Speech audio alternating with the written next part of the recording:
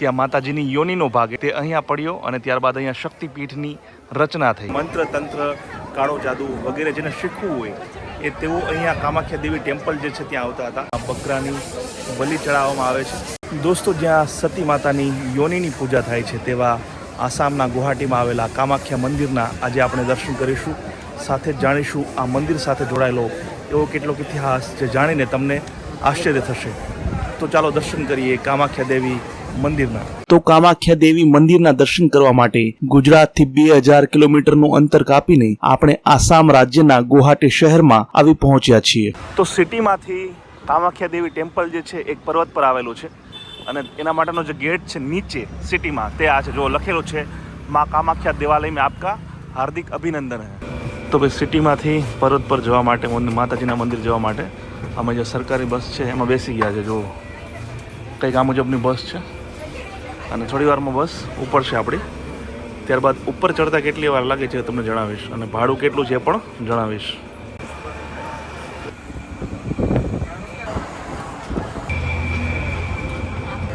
જો આ electric bus હતી, માત્ર 10 મિનિટની રાઈડ બાદ આપણને છે એ મંદિરની બાજુમાં એમણે છોડ્યા છે। 3 કિલોમીટરનું અંતર હતું અને ભાડું હતું એક વ્યક્તિનું માત્ર 10 રૂપિયા। હવે મંદિરની આસપાસ જે પ્રકારની દુકાનો હોય એ તમામ દુકાનો અહીંયા પણ છે, જેમ કે માતાજીની ચૂંદડી હોય, શ્રીફળ છે, મીઠાઈ તમારે લેવી હોય, કંકુ તમારે ચડાવવું હોય વગેરે વગેરે। જો અલગ અલગ દુકાનો છે। આ બાજુ પણ ઘણા બધા સ્ટોલ છે। તો મેઇન એન્ટ્રી ગેટથી અંદર આવ્યા બાદ પણ ઘણા બધા પગથિયા આપણે ચડવા પડે છે। જેવી રીતે પાવાગઢ અને ચોટીલામાં આપણે ચડીએ છીએ એવા જો પગથિયા પણ ચડવાના છે અને પગથિયાની બંને બાજુ અલગ અલગ દુકાનો છે।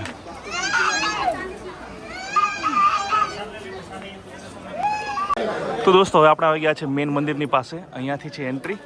ચાલો ત્યાં જઈએ, કેટલી ભીડ છે, શું છે વગેરે વગેરે ચેક કરીએ અને દર્શન કરીએ માતાજીના। તો આપણે આવી ગયા છીએ મંદિરના પરિસરમાં અને સામે તમને જે દેખાય છે એ જ છે કામાખ્યા મંદિર, કામાખ્યા દેવીનું ટેમ્પલ જે આવેલું છે આસામમાં ગુવાહાટી શહેરની બાજુમાં। દોસ્તો, એવું કહેવાય છે કે જ્યારે મા પાર્વતી એટલે કે મા સતીના અલગ અલગ અંગો પૃથ્વી ઉપર પડ્યા અને દરેક જગ્યાએ એક એક શક્તિપીઠની રચના થઈ, તો આસામમાં જ્યાં ગુવાહાટી પર્વત છે ગુવાહાટીવર, ત્યાં માતાજીની યોનીનો ભાગ એટલે કે જે વજાયનાનો ભાગ જે છે તે અહીંયા પડ્યો અને ત્યારબાદ અહીંયા શક્તિપીઠની રચના થઈ। ખાસ વાત એ છે કે આ મંદિરમાં માતાજીની કોઈ મૂર્તિ, કોઈ તસવીરની પૂજા નથી થતી, પણ એક પાણી ભરેલો કુંડ છે એની પૂજા થાય છે। ફૂલોથી ભરાયેલો એક કુંડ છે કે જેમાં સતત પાણી જે છે વહેતું રહે છે। એક પાણીનો કુંડ છે, યોની કુંડ જેને કહેવામાં આવે છે। એ યોની કુંડ જે છે એની જ પૂજા અહીંયા કામાખ્યા દેવી ટેમ્પલમાં સદીઓથી કરવામાં આવે છે। દોસ્તો, એવું કહેવાય છે કે માતાજીની યોનીની અહીંયા પૂજા થાય છે, જેના કારણે દર મહિનાના ચોક્કસ દિવસોમાં માતાજી જે છે તે પીરિયડમાં હોય છે, એટલે કે જેને આપણે ગુજરાતીમાં માસિક ધર્મ કહીએ। એ સમય દરમિયાન મંદિર બંધ હોય છે 3-4 દિવસ અને ત્યારબાદ જે છે ફરીથી મંદિર ખોલવામાં આવે છે। પહેલાંના સમયમાં આ જે આસામ વિસ્તાર છે, જે રાજ્ય છે, એને કામરૂ દેશ કહેતા હતા ગુજરાતમાં। આમ સામાન્ય રીતે એનું નામ છે કામરૂપ। અને એવું કહેવાય છે કે મંત્ર તંત્ર કાળો જાદુ વગેરે જેને શીખવું હોય એ તેઓ અહીંયા કામાખ્યા દેવી ટેમ્પલ જે છે ત્યાં આવતા હતા। આજની તારીખે પણ ભારતમાં જેટલા પણ કાળા જાદુ ટોણા કરવાવાળા, જે અલગ અલગ જે કહેવાય ને કે ભાઈ કોકની ઉપર વશીકરણ કરવું, એવા તમામ જે લોકો છે એના આરાધ્ય દેવી આ કામાખ્યા દેવી ટેમ્પલ છે। અને એવા ઘણા બધા લોકો તમને મંદિરના પરિસરમાં પણ મળી જતા હશે જેઓ અહીંયા આરાધના કરતા હોય છે। ઘણા બધા જાદુગરો પણ એવું કહેવાય છે કે જે જાદુ છે એ અહીંયાથી શીખીને ગયા છે આ કામરૂપ દેશ જે આજે કહેવાય છે આસામ। હવે દોસ્તો, આ મંદિર એટલું બધું ફેમસ છે, ખાસ કરીને આ જે નોર્થ ઇસ્ટના રાજ્યો છે ત્યાં, કે લોકો દૂર દૂરથી અહીંયા આવે છે અને બહુ ભીડ થાય છે અને સામાન્ય રીતે 5 કલાકથી લઈ અને 7 કલાક સુધીમાં તમારો વારો આવે છે। જો તમે સ્પેશિયલ ટિકિટ લેશો 500 રૂપિયાની તો કદાચ 1-8 કલાકમાં વારો આવી જશે। જો આ સ્પેશિયલ ટિકિટ જે છે એનું કાઉન્ટર છે। જો અહીંયા છે ભક્તોની લાઈન મંદિરમાં જવા માટેની। જો આ જે બધા બેઠેલા દેખાય છે તમને, જો આ ધીમે ધીમે વારો આવે છે અને કલાકો વીતી જાય છે। જો તમે VIP ટિકિટ લેશો તો કદાચ 2 કલાકમાં વારો આવી જશે। બાકી જો તમે ફ્રીનું કૂપન લેશો એટલે કે ફ્રીમાં જોવા માગશો, દર્શન કરવા માગશો, તો 4-5 કલાક જેટલો સમય તમને થઈ જશે। આમ તો દોસ્તો, આ કામાખ્યા દેવી જે ટેમ્પલ છે એનો ઉલ્લેખ આપણા વેદો અને પુરાણોમાં છે, પણ મંદિર નિર્માણનો જે આપણને ઐતિહાસિક પુરાવો મળે છે તે આપણને 8મી અને 9મી સદીનો મળે છે।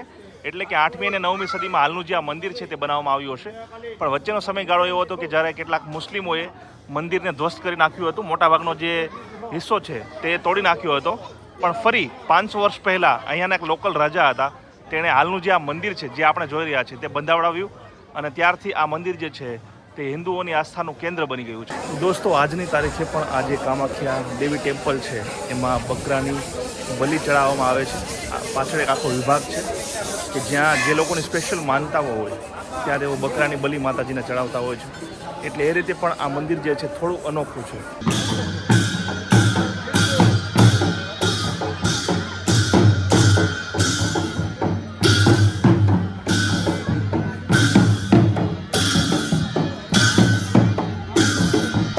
હવે દોસ્તો, માની લો કે તમારી સાથે નાનું બાળક છે, તમારે એને પેટ ભરાવવું છે, તો એના માટે પણ અલગ વિભાગ છે. જુઓ, જ્યાં તમે તમારા બાળકને આરામ પણ કરાવી શકો છો અને પેટ પણ ભરાવી શકો છો. જો અહીંયા છે, મંદિરની બાજુમાં જ છે. જે માતાજીના ભક્તો છે અહીંયા જો દીવા કરે છે. સિસ્ટમ થોડી અલગ છે આપણી કરતાં. જો આ મુજબના દીવા કરીને માતાજીને મનાવે છે. માતાજીની માનતા જે હોય જે લોકોની એ પૂરી કરે છે. જુઓ, તો અહીંયા તમામ એ લોકો છે કે જેમની માનતાઓ પૂર્ણ થઈ છે, ત્યારબાદ દીવા કરે અથવા તો જે પણ ધરાવવાનું એ લોકોએ માન્યું હોય એ માતાજીને ચડાવે. આ જો મંદિરની એકદમ બાજુમાં જ.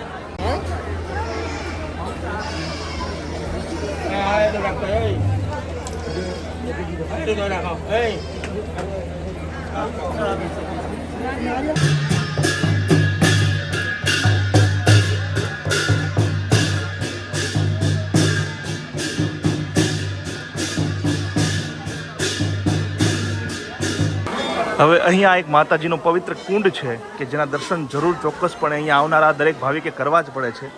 તેના દર્શન કરવા માટે આજે આપણે આવી ગયા છીએ. જો સામે તમને કુંડ દેખાતો હશે, ઘણા બધા ભાવિકો અહીંયા પણ દર્શન કરવા માટે આવ્યા છે. ચાલો આ કુંડના કરીએ દર્શન. જો આ મુજબનો કુંડ છે જેને પવિત્ર કુંડ ગણવામાં આવે છે, માનવામાં આવે છે. આ કુંડ પણ સદીઓ જૂનો છે અને માતાજી જે છે એના ઇતિહાસ સાથે સંકળાયેલો છે. અહીંયા એક નાનું અમથું મંદિર પણ છે માતાજીનું, જ્યાં પણ લોકો એમને અગરબત્તી, પ્રસાદ વગેરે ચડાવતા હોય છે, ધરાવતા હોય છે.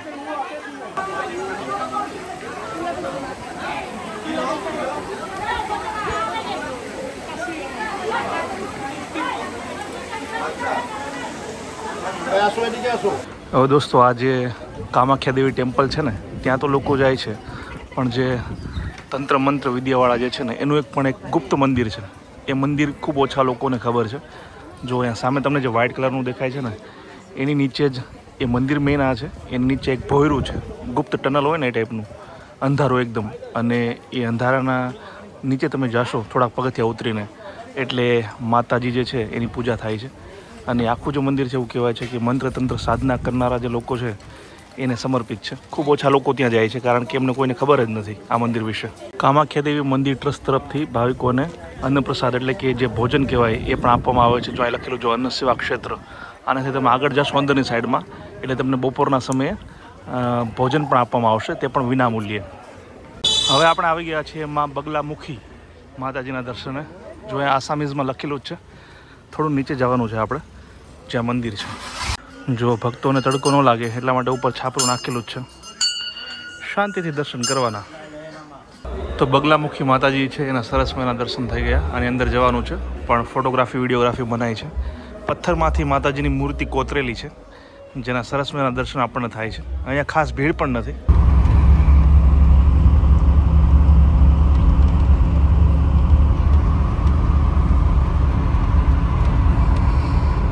હવે દોસ્તો, કોઈને અહીંયા કામાખ્યા દેવી ટેમ્પલ આવવું હોય ગુજરાતથી તો કઈ રીતે આવી શકે છે? તો જે મેઇન શહેર છે આસામ, પહેલાં તો જાણી લો કે આસામ રાજ્યમાં આ જગ્યા આવેલી છે અને ગુવાહાટી શહેર છે આસામનું મુખ્ય શહેર. બાય તમે પ્લેન પણ આવી શકો છો અને કલકત્તાથી વાયા ટ્રેનના માધ્યમથી પણ અહીંયા આવી શકો છો. ગુવાહાટીથી આ જે જગ્યા છે માત્ર 4 થી 5 કિલોમીટર આગળ નીલાંચલ પર્વત છે, એક નાનો અમથો પર્વત. એ પર્વત પર આવેલું આ મંદિર છે. તો તમે આવી રીતે અહીંયા આવી શકો છો.